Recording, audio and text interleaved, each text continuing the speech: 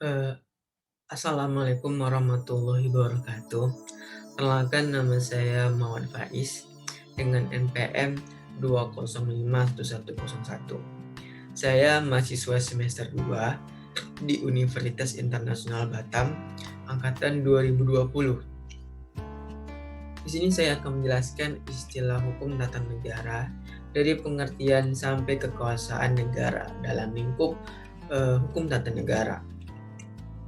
Istilah hukum tata negara dalam bahasa Inggris disebut constitutional law dan bahasa Prancis disebut droit constitutionnel, dan di Indonesia sendiri biasa kita kenal dengan hukum tata negara.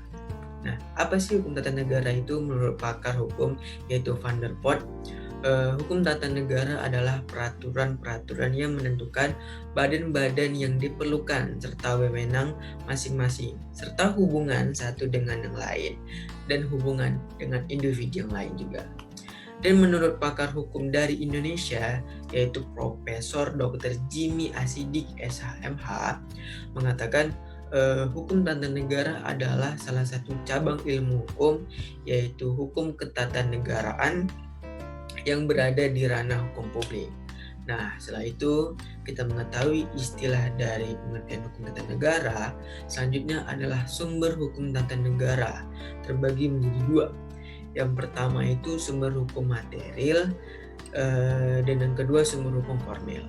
Nah, kita bahas dulu dari sumber hukum material, yaitu sumber hukum keyakinan dan perasaan hukum individu dan pendapat umum yang menentukan isi atau materi, contohnya seperti Pancasila.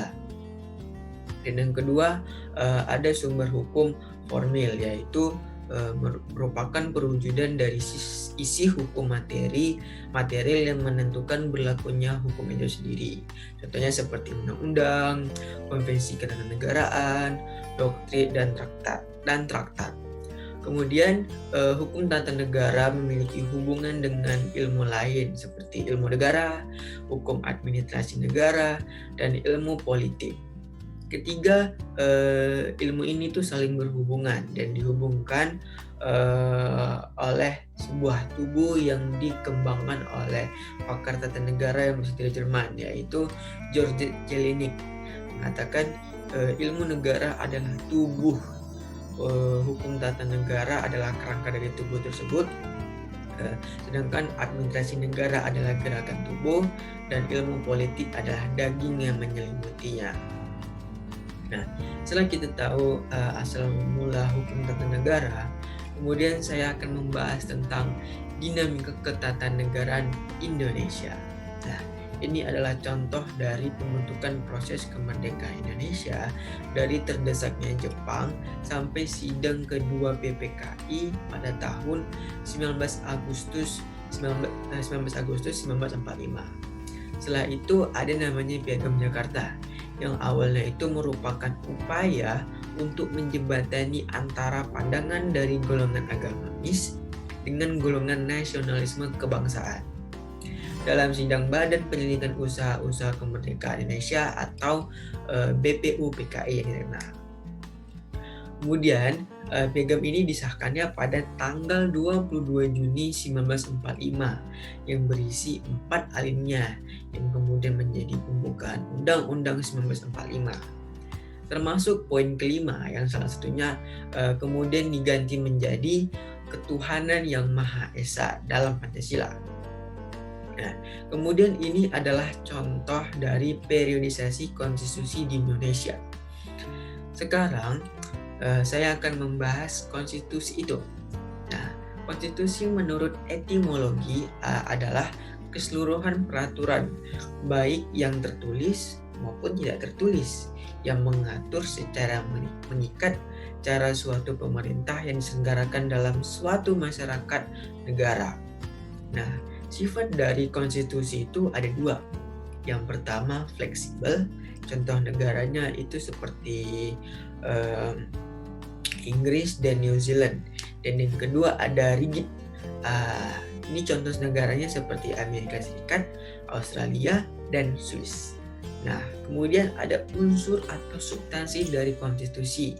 Menurut Sri Sumantri adalah konstitusi itu perlu adanya jaminan terhadap HAM dan warga negara, susunan ketatanegaraan yang bersifat fundamental, pembagian dan pembatasan tugas ketenaganegaraan. Nah, ada juga perubahan konstitusi itu menurut KCWR terdapat 3 cara perubahan, yaitu perubahan resmi, perubahan konvensi ketatanegaraan, dan penafsiran Harim. Nah, kemudian ada namanya negara dan pemerintah. Nah, dari sudut pandang filsafat terdahulu mengenai pengertian negara itu bermacam-macam.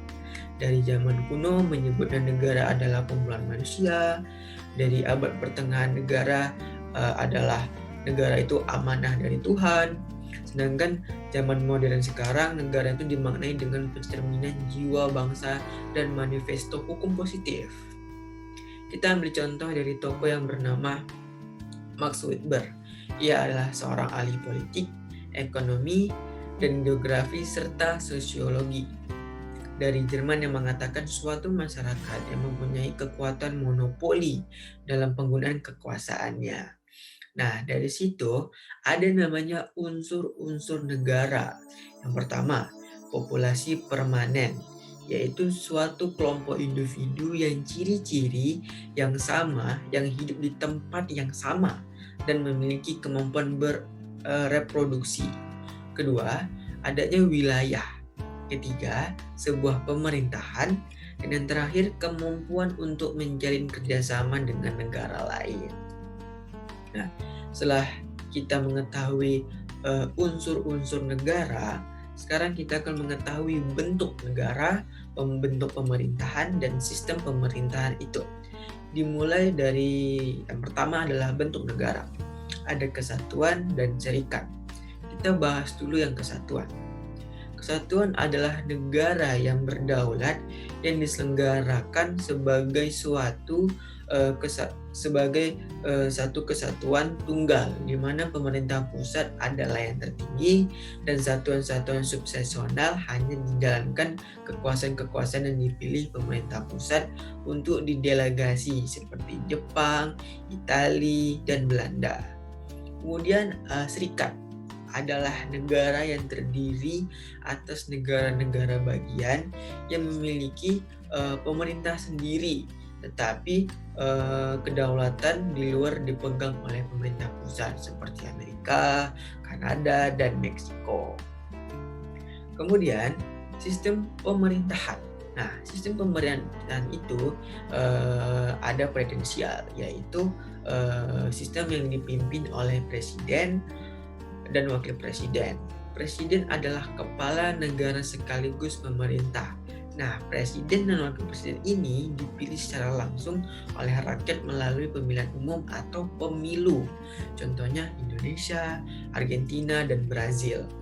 Kemudian ada namanya parlementer, merupakan suatu sistem pemerintahan di mana pemerintah eksekutif bertanggung jawab kepada parlemen. Dalam sistem pemerintahan ini, parlemen mempunyai kekuasaan yang besar dan mempunyai kewenangan untuk melakukan pengawasan terhadap eksekutif. Nah, kemudian sistem pemerintahan yang pertama yaitu republik. Dan yang kedua adanya monarki. Kita bahas dulu dari republik. Nah, republik itu adalah sebuah negara di mana tampuk pemerintahannya akhirnya bercabang dari rakyat, bukan dari prinsip keturunan bangsawan, dan sering dipimpin oleh seorang presiden dan wakil presiden. Setelah itu ada namanya monarki. Sistem pemerintahan kerajaan adalah sistem tertua di dunia. Perbedaan antara penguasa monarki dengan presiden adalah kepala negara. Penguasaan monarki menjadi kepala negara sepanjang hayatnya, sedangkan presiden hanya bisa dipegang jabatan ini dalam waktu tertentu saja. Nah, ini adalah contoh lembaga-lembaga dalam sistem ketatanegaraan menurut Undang-Undang Negara Republik Indonesia tahun 1945. Kemudian ada namanya Asas Pemda yang terdiri dari 3, yaitu desentralisasi, dekonsentrasi, dan tugas pembantuan. Nah, selanjutnya adalah negara hukum dan peran undang-undangan. Sebelum itu kita harus tahu dulu negara hukum itu apa sih? Menurut Aristoteles, negara hukum adalah negara yang diperintahkan berdasarkan konstitusi. Nah, tadi konstitusi kita udah bahas. Sekarang negara hukum. Ada konsep negara hukum itu yang pertama, pelindungan konstitusional. Yang kedua, badan kehakiman yang bebas dan mandiri. Yang ketiga, pemilu yang bebas. Yang keempat, kebebasan menyatakan berpendapat. Dan yang kelima, kebebasan untuk berorganisasi dan beroposisi. Nah, adanya pendidikan kewarganegaraan ini konsep-konsep negara hukum. Nah, setelah kita akan melihat apa itu civil law dan common law. Nah, menurut Fred Julius Stahl, civil law harus ada jaminan HAM, pembagian kekuasaan, pemerintah berdasarkan peraturan perundang-undangan, peradilan administrasi negara yang berdiri sendiri atau independen. Sedangkan common law, menurut Albert Vendique, seorang cendekiawan hukum tata negara kebangsaan Inggris, mengatakan kalau common law harus ada absolute supremasi atau supremasi yang mutlak. Yang kedua, equality before the law atau setara di depan hukum. Dan yang terakhir, the law of the constitution atau hukum konstitusi. Nah, kemudian peraturan perundang-undangan. Nah, menurut pakar hukum prosesal, peraturan perundang-undangan adalah penjelmaan dari kemauan atau kehendak rakyat, serta peraturan perundang-undangan harus dibentuk oleh kehendak umum.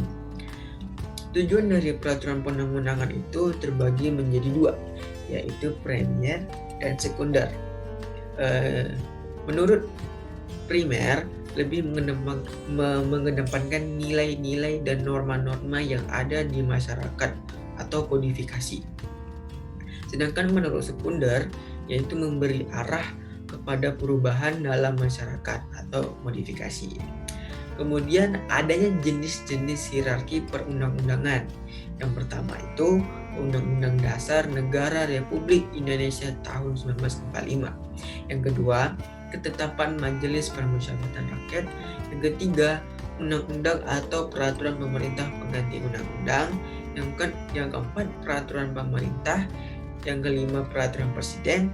Yang keenam, peraturan daerah provinsi. Dan yang terakhir, peraturan daerah kabupaten atau kota. Nah, selanjutnya ada kekuasaan negara. Nah, ada dua pakar yang memiliki pandangan sendiri tentang kekuasaan negara. Yang pertama itu adalah John Locke, yang mendasari kekuasaan itu menjadi tiga, yaitu legislatif, eksekutif, dan federatif. Sedangkan pakar yang kedua yaitu Montesquieu, yaitu legislatif, eksekutif, dan yudikatif. Nah, dari tokoh tersebut hanya memiliki perbedaan antara yudikatif dan federatif. Nah, kita dulu bahas dari yudikatif. Yudikatif itu memiliki arti mengadili undang-undang yang telah dijalankan. Sedangkan federatif itu kekuasaan yang meliputi segala tindakan untuk menjaga keamanan negara dalam hubungan dengan negara lain. Nah, adapun alasan-alasan Indonesia dalam pemisahan kekuasaan dengan checks and balance pasca amandemen. Yang pertama itu adanya penggeseran kekuasaan legislatif dari presiden ke DPR. Dan yang kedua, diadopsinya sistem pengujian konstitusional. Dan yang ketiga, diakuinya bahwa lembaga pelaku kedaulatan rakyat tidak terbatas MPR. Dan yang keempat, MPR tidak berstatus sebagai lembaga yang tertinggi. Dan penerapan prinsip checks and balance. Nah, itu adalah penjabaran dari pengertian hukum atau istilah hukum tata negara sampai kekuasaan negara yang telah kita simak bersama-sama. Semoga dari penjelasan saya tentang hukum tata negaraan dari awal sampai akhir ini bisa bermanfaat dan berguna bagi semuanya yang mendengar. Saya Muhammad Faiz, undur diri. Apabila ada kata-kata yang salah dari saya, mohon dimaafkan. Wassalamualaikum warahmatullahi wabarakatuh.